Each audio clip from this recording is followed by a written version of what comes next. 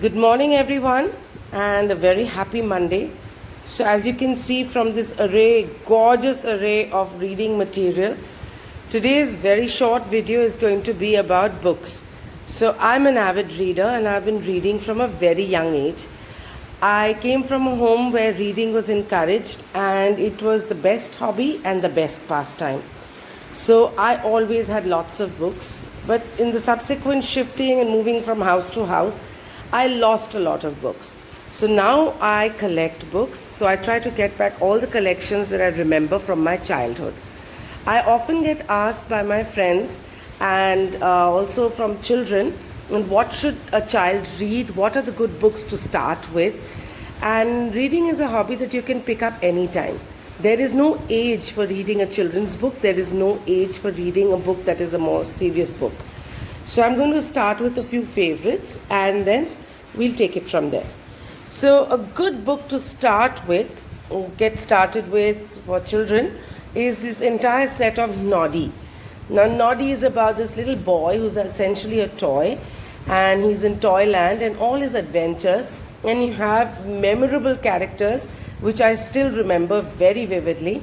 So there's of course Noddy, then there's Mr. Plod, the policeman, then there's Tessie Bear, then there's Mrs. Skittle with her Skittles.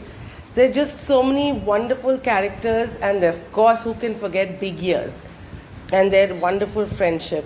So it's a great way to start off a reading hobby, and you can see this comes illustrated as well, and that's the absolutely adorable Bumpy Dog.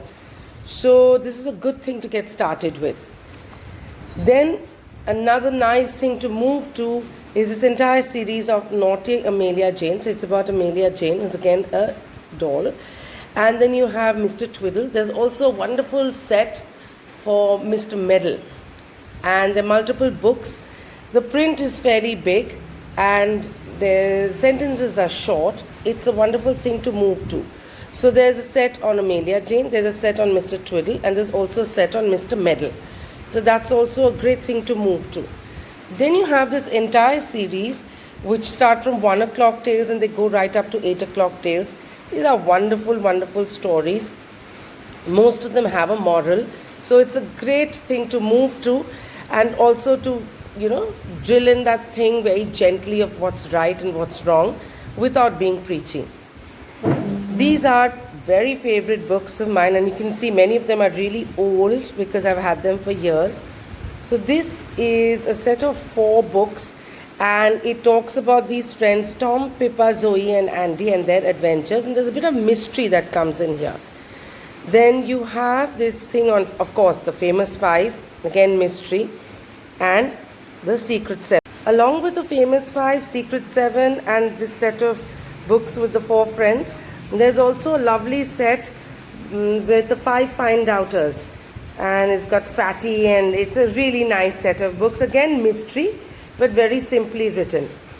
Another personal favorite, the set of 3 books is a set of 3 books called the Circus series. It's about Mr. Galliano's circus, and it's about this lovely little young boy called Jimmy and his friend Lotta and their adventures in a circus.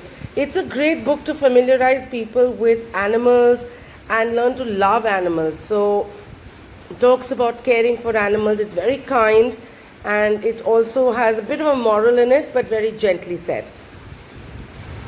Then you have huge favorites, The Faraway Tree, which of course talks about Joe, Bessie, Fanny and their adventures on the top of the faraway tree with that lovely mysterious cloud and lovely lands that keep coming and going. And then you have The Wishing Chair, which is about Molly and Peter and the little pixie called Chinky and their adventures on this magical chair that takes them to different lands every time they sit in it and it grows its wings. This is when, a little older age group, we talk about school stories. So you have the Naughtiest Girls series, which is again really, really nice. And it talks about this girl and her journey of not wanting to go to a boarding school. I think her name is Elizabeth, yes. And it's really a lot of fun. Then you have this entire set of Mallory Towers, and then there is this bit on the O'Sullivan twins, And then you have, of course, the St. Clair's. These are all school stories and very nicely done. And it helps people understand the importance of studying and games and being fit and friendships and not lying. It's really nice. This section here is all about mystery. So how can you leave out your very famous Nancy Drew? Then you have the Dana Girls. Then you have Hardy Boys. And of course, Agatha Christie. There's also a couple more, Trixie Belden and Kate Tracy. They're also series. And it's all about mysteries and young girls, teenage girls solving mysteries. So it's a lovely thing to transition to. I have this set of these lovely bound classics, so Oliver Twist and all that, very simply done, and it's a good thing to collect as well. Then I would move to these very simply done, these classics. You have Heidi, you have the Swiss Family Robinson, Robinson Crusoe. These are all favorites. You get them, all the titles you get them in different abridged, unabridged versions, and you can definitely go through that. Then I will take you through these things here. So Amachitra Katha, super favorite, great way of getting mythology and history into a child's reading repertoire without being boring. This is also a very well written, illustrated Mahabharata, and you have the Ramayana as well. It's good for children and they understand the stories and the various episodes in it without being very grown up. This is a wonderful book, so you can get one for Peanuts, Calvin and Hobbes, you can get for Garfield. Of course, you have your Archie comics and your Tinkles and all that. So this is a great thing, and it's actually a collector's piece, and you can use it as a coffee table book. It's a great thing to just flip through. We all grew up with these books, and we're all doing fine. Then I'll take you to some slightly different books. So of course, you have the Harry Potter series. Meaning it's become a staple in every library. It's so well written. The movies are excellent, but the books are even better. So do get your hands on the book. I often find that the movie and the book, if I compare, the book is always better. It has much more detail, many more pages. When you make a movie, everything is not interesting enough to put on film, and you only have that much time to film it. So a book is a good way to get started and then graduate to a movie. Okay, now we're going to move to like adults or young adults. So you can't move away from, your Danielle Steel, and this is all the romance bit. Nora Roberts. No, so Danielle Steel has stories of heartbreak and stories of success and stories of struggle, and beautifully done. And then you have Nora Roberts. She has a lot of whimsy in her stories. So there's a lot of magic, a lot of folklore. She deals with a lot of Irish things, and you get to know a bit about the region, bit about the practices. So she has different kinds of books, and they're in trilogies, and you have a quartet. So they're really nice things. And of course, the precious Mills and Boons. Don't move away from this. It's just silly-minded romance, and everyone needs a good romance once in a while. I love my Mills and Boons. Then another favorite, Johanna Lindsay. Beautifully written, beautifully researched. Again, romance, but with a plot. Really, really nice. And always a happy ending. We need a few more of those. Now for people who like a little bit of mystery and a little bit of other stuff. So Robert Ludlum, fabulous. Jeffrey Archer, fabulous. Sidney Sheldon, I cannot even begin to tell you what a favorite that is. And if you like medical thrillers, where everything is not always very hunky-dory, then Robin Cook. And you also have your Jeffrey Archers, and you have your John Grishams. These are all in the similar genre of crime thriller. If you want to take it up a notch, then you have your Jeffrey Devers and James Patterson. These are murder, and they're gruesome and horrific, but fantastically written. So these are really good books for people who like this genre. And of course, Stephen King. I will also talk about one favorite book of mine. This is by a very favorite author called Gerald Durrell.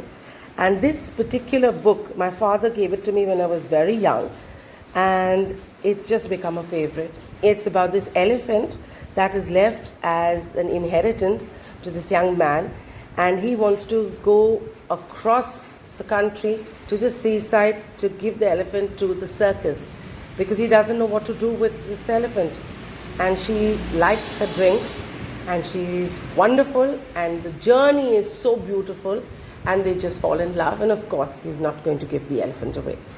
So here you are. This is reading. There are many more books in my library and I keep collecting because I have a Kindle, but the smell and the amazing thing of a paperback, you can't beat that. I also want to, before I finish, I want to cover certain books. You have your biographies, autobiographies, you have things which have a lot of information. So they're not strictly your fiction. So this is like the Definitive Tagore. It has lots of things in it, and anyone who wants to know a little more should read it. So it talks about his boyhood days, talks about, some of his short stories and his acceptance speech, and it has glimpses of Bengal and nationalism at that point. So interesting read. Then this is a very nice book called Medical Medium. A lot of chronic illnesses, they don't really go away with medicine. So you have to change your lifestyle through supplements and food. It's a very interesting read again. And then of course this is a wonderful book. So these are just some books that you can get to get started. Don't have to get these specific titles. But as I said, reading is a hobby that nurtures your soul. And there's so much you can learn. It improves your vocabulary. It improves your fluency. Because when you know what to say, then you don't use so many fillers. And of course, the stories, you can get lost in this wonderful land of reading and become a part of every story. So I hope you found this helpful. And this reading list can be for anybody. So if you've not started reading yet, you can start with Noddy. I read Noddy. I read my Tintin and Asterix. Yeah, I wanted to mention both of those. So I have Tintin and Asterix, and both of them are super favorites. So what's stopping you? Get started now. And there's, I don't know, there are not too many favorite things that can beat sitting in a bookstore and be surrounded by books and go home with a bag of books. I try to do that at least every 3 months. Happy reading.